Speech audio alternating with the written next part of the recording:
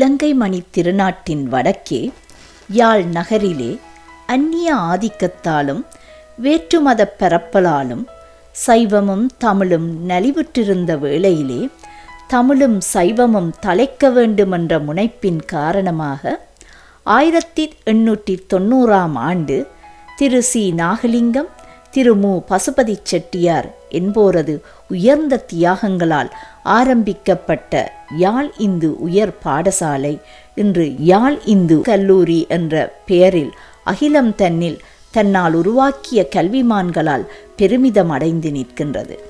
ஆரம்பங்களில் திரு S. Rajaratnam, அடியார் A. Naganathar, C. Kumaraswamy, R. Kandiah, T. Rajasundaram என்போர் யாழ் இந்துவின் தன்னலம் கருதாத சமுதாய நலம் கொண்ட நிர்வாக பணிப்பாளர்களாக இயங்கி கல்லூரியின் வளர்ச்சிக்கு உறுதுணையானார்கள்.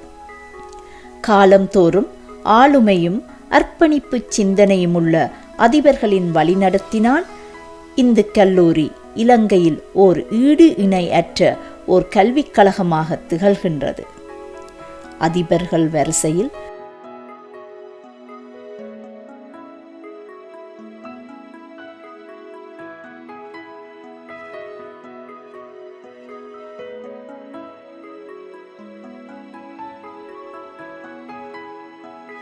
தற்பொழுது டி. தயானந்தராஜா தன்னை வழிநடத்திய அதிபர்களின் அடியை பின்பற்றி தனது ஆளுமையை வெளிக்காட்டி கல்லூரியை வழிநடத்தி செல்கின்றார்.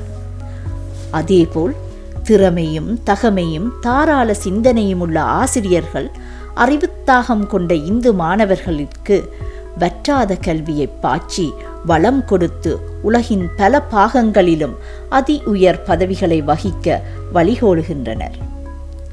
யாழ் இந்துவின் கல்வி சாதனைகளோ அளப்பல.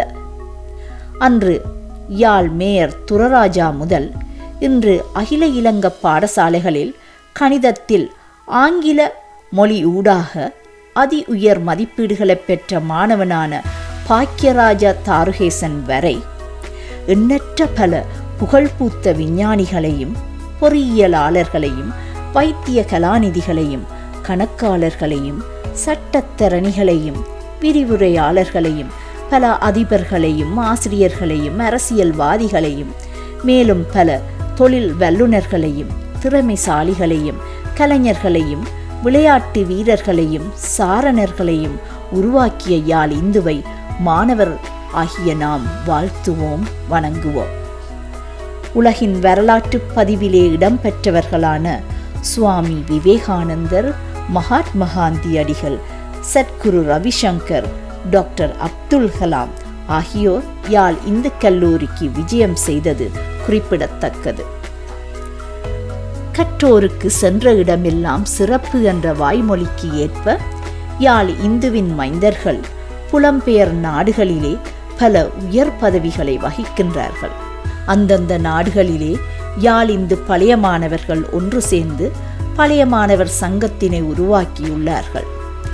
தமது முன்னோர்களால் உருவாக்கிய கல்விக் கழகத்தை அதே சமுதாய அக்கறையுடனும் வருங்கால சந்ததியினரின் கல்வி கேள்விகளுக்குமான தொலைநோக்கு பார்வையுடனும் நோக்கி பல தொழிற்திட்டங்களை தீட்டியும் வகுத்தும் செயற்பட்டு வருகின்றனர். அந்த வகையில் கனடா,